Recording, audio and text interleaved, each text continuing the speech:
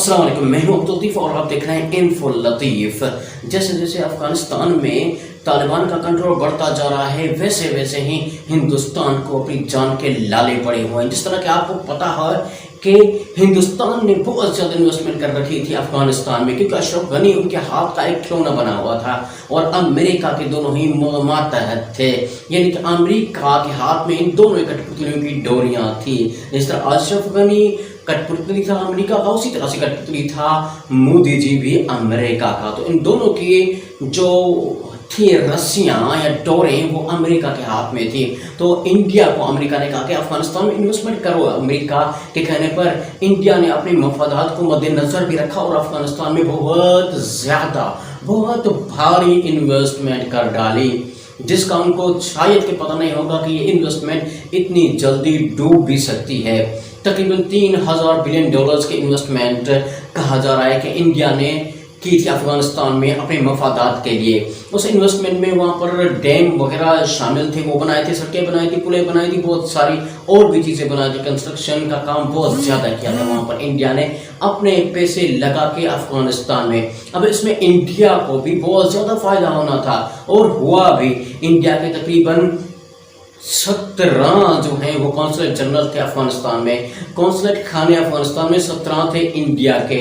اتنے کسی بھی اور ملک کے انڈیا میں قونصلیٹ خانے نہیں ہیں، مگر یہ مودی جی کے وہاں پر قونصلیٹ خانے تھے۔ یہ مودی جی کا اشعار ہے، کیونکہ ان قونصلیٹ خانوں سے قونصلیٹ کا اور سفر کا کام کم ہی لیا جاتا تھا، مگر یہ یوز ہوتے تھے جو کہ انڈیا کی ایک ایجنسی ہے، خفیہ ایجنسی ہے، اس کے ایجنٹوں کے لیے۔ وہاں پر اس کے ایجنٹ ہی بیٹھے ہوئے ہوتے تھے اور اس کے جو جاسوس ہے وہ وہاں پر کام کرتے تھے، 17 جو ان کے قونصلیٹ خانے تھے وہاں پر۔ اور وہاں پر ہمیشہ یہی ہوتا تھا، یہی پلاننگ ہوتی تھی کہ پاکستان کو کس طرح سے ڈی اسٹیبلائز کیا جائے، چائنا اور پاکستان میں کس طرح سے پھوٹ ڈالی جائے۔ اور یہ سی پیک جو ہے جو کہ امریکہ کو، اسرائیل کو اور انڈیا کو کھٹکتا ہے، ان کے گلے میں یہ بنا ہوا ہے ہڈی جو نہ نگلی جائے نہ اگلی جائے۔ اب مودی جی کیا فرمائیں، وہ تو کچھ کر نہیں سکتے تھے۔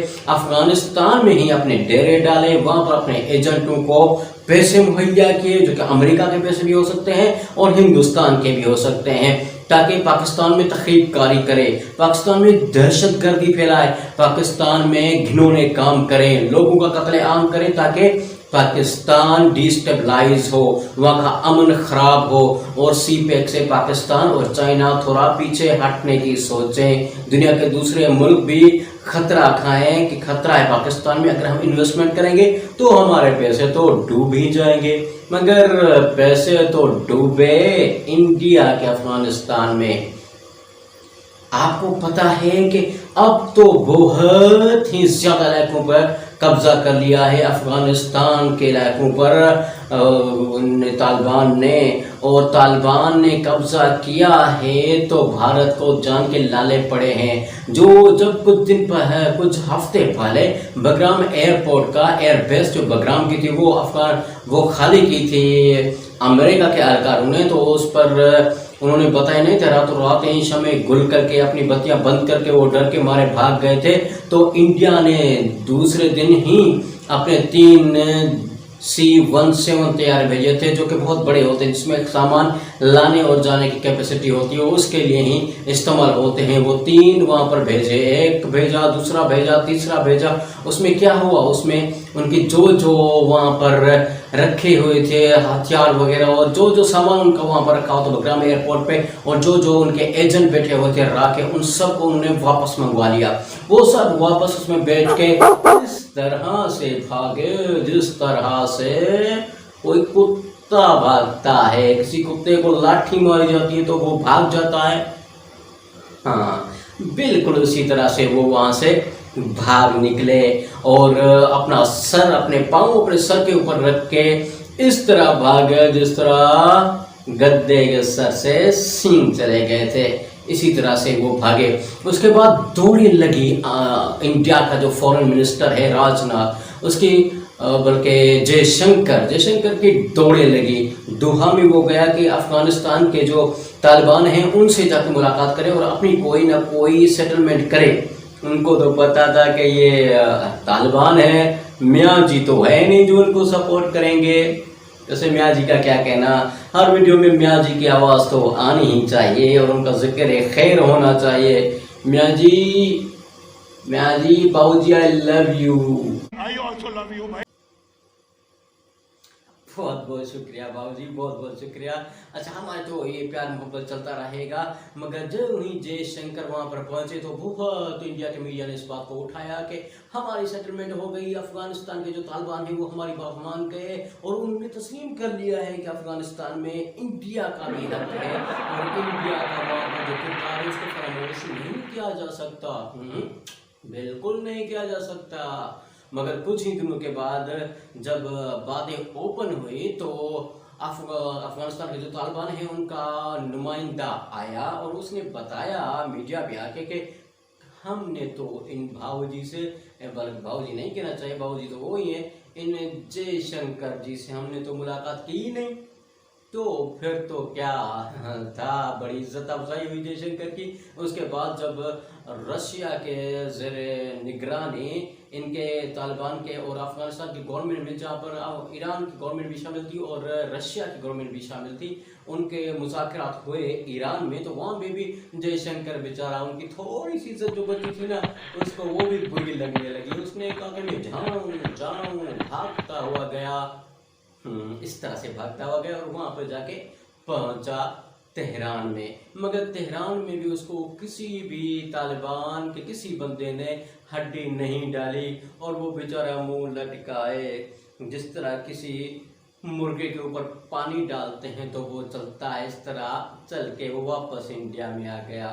تو اس کی پھر سے جگہ سائی ہوئی اور سب کو پتا چلا کہ انڈیا کا کردار تو نہیں ہے۔ اب کچھ دن کے بعد دوحہ میں رشیا کے زیر صدارت، رشیا ہی ان کو سب کو بلا کے، افغانستان کی گورنمنٹ بھی ہے اور طالبان بھی ہیں، ان کو بلا کے وہاں پر مذاکرات کروانے والے ہیں، جس میں امریکہ بھی شامل اور پاکستان کو بھی دعوت دی ہے۔ مگر انڈیا نے بہت ہی جان توڑ کوشش کی، بہت ہی سر دھڑ کی بازی لگا دی کہ ہمیں بھی وہاں پر دعوت نامہ ملے، ہم بھی جائیں تاکہ دنیا کو پتہ چلے کہ ہمارا بھی کردار افغانستان میں ہے۔ مگر وہی بات، ان کو ہڈی نہیں ڈلی۔ اب وہ کیا کرے بیچارے، شرم ہوتی تو ڈوب مرتے، مگر ان کو شرم تو ہے نہیں۔ وہ تو یہ کہتے ہیں کہ شرم کون کرے گا، شرم نہیں کرنی چاہیے، شرم کریں گے تو بھوک مریں گے، یہ بالکل مودی جی یہی فرماتے ہیں۔ تو شرم نہیں ہے ان کو۔ اب انہوں نے کہا کہ اب یہ راستہ بھی نہیں، وہ راستہ بھی نہیں، اب ہم کیا کریں، افغانستان میں تو طالبان کا کنٹرول بہت زیادہ ہو رہا ہے۔ تو اب انہوں نے آخری انہوں نے یہ خواہش ظاہر کی کہ ہمیں ان کے ساتھ، امریکہ کے فوجوں اور افغانستان کے فوجوں کے ساتھ مل کر ان کو مارنا چاہیے۔ تو بہت زیادہ ہتھیار انہوں نے پرووائڈ کیے ہیں افغانستان کی فوج کو تاکہ وہ حملے کریں طالبان کے اوپر، تاکہ طالبان مارے ہی جائیں، ورنہ تو ہمیں مار دیں گے۔ تو اب یہ کام جاری ہے۔ مگر انڈیا کی جو جگہ سائی ہوئی وہ پوری دنیا نے دیکھی اور پاکستان کا سٹانس بالکل صحیح ہے کہ پاکستان کا ہی کردار ہے افغانستان میں، کیونکہ پاکستان کا پڑوسی افغانستان ہے، افغانستان کا پڑوسی پاکستان ہے، انڈیا تو دور ہے۔ انڈیا اور پاکستان کے بیچ میں، انڈیا اور افغانستان کے بیچ میں ایک اور ملک آ جاتا ہے، تو انڈیا بہت دور ہے، پاکستان کا ہی کردار ہے۔ مگر اشرف غنی وہ لنگوٹیا تھا، جس طرح سے مودی لنگوٹیا تھا، نواز شریف کا باؤ جی کا اسی طرح اشرف غنی لنگوٹیا تھا، اس کا مودی جی کا ہی۔ تو انہوں نے مودی جی کو بلایا وہاں پر اور مودی جی سے ہی وہاں پر کام لیے افغانستان میں، اور مودی جی نے بھی اپنے راہ کے ایجنٹ اور سب کچھ اپنے جاسوس وہاں پر بچھائے ہوئے تھے، ان کا جال وہ پاکستان میں آتے تھے، بارڈر کراس کرتے تھے اور پاکستان میں تباہی مچاتے تھے، فوجیوں کو قتل کرتے تھے اور پاکستان کے اندر شہروں میں دھماکے ہوتے تھے اور امن تباہ ہوتا تھا۔ تو اب یہ بات نہیں ہوگی، افغانستان اگر چلا جاتا ہے طالبان کے ہاتھ میں تو پاکستان کے لیے پھر بھی سکون ہوگا انشاءاللہ۔ ہم سکون کی ہی خواہش رکھتے ہیں اور مودی جی کو کہتے ہیں کہ ذرا آرام سے چلیں، اس طرح نہ ہو کہ پھر پھسل جائیں۔